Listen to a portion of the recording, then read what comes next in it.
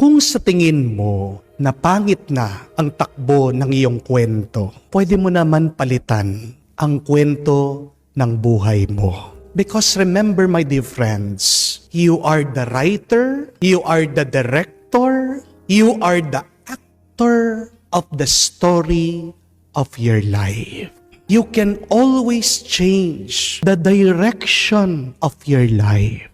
Kung ayaw mo na ang buhay mo ay tungkol lang sa pagbabayad ng utang, pwede mo naman palitan ang takbo ng iyong buhay. Pwede kang maghanap ng ibang negosyo. Pwede kang magsipagpalalo. Pwede mong baguhin ang kwento ng buhay mo tungkol sa pag-ahon mula sa kahirapan. Di po ba? Kung sawa ka na sa kwento ng buhay mo na puro na lang away, bati, pagpapatawa dyan sa minamahal mo, pero matigas pa rin ang ulo, hindi nagbabago. Bakit hindi mo baguhin ang kwento tungkol sa pagpapabuti ng iyong sarili? Instead of changing the attitude, the characteristic of your loved one, why not change yourself? Why not try to develop yourself? Gawin mong kwento tungkol sa paghahanap sa kung sino ka talaga, sa pagbabago ng iyong sarili. Kung sawa ka na sa kwento ng buhay mo,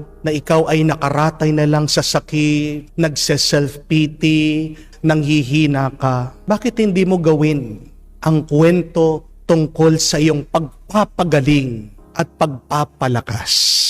My dear friends, do not be a victim of your situation. Kaya nga po, yan yung tandaan nyo. When you're experiencing something bad, that does not need to be your ending. If you have an unpleasant situation, that does not need to be your life. Decide today and say that your bad situation is only a chapter in your story. Tandaan niyo po yan, na pag may pinagdadaanan kang masama, hindi pa yan ang katapusan. Isang kabanata lang yan ng iyong kwento. Pwede pang magbago ang kwento mo.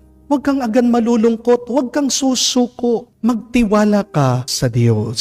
Take hold of the direction of the story of your life. Iwanan mo yung mga kontrabida sa buhay mo. Palitan mo ang mga malulungkot na tagpo sa iyong buhay. Budburan mo naman ang mga magagandang eksena ang iyong istorya. Kaya nga, tandaan niyo po, kung kayang baguhin ni Jesus ang sakit ng ibang tao, kung kayang patawarin ni Jesus ang kasalanan ng ibang tao, kung kayang bigyan ng bagong lakas ni Jesus ang mga nanghihina, kung dahil sa sakripisyo ni Jesus, binura niya ang ating mga kasalanan, kaya din baguhin ni Jesus yung pangit na iyong nararanasan ngayon. Kaya nga, kung nahihirapan ka at wala kang lakas na baguhin mo ang iyong karanasan, tandaan mo, nandyan ang Diyos, nandyan si Jesus, ang iyong producer para ayusin ang iyong kwento. Kailangan mo lang hilingin sa Kanya. Kailangan mo lang ipagdasal at kailangan umpisahan mo din. Napakarami sa atin gustong merong baguhin sa buhay pero wala namang ginagawa. Walang magbabago kung wala kang babaguhin. Ang tanong,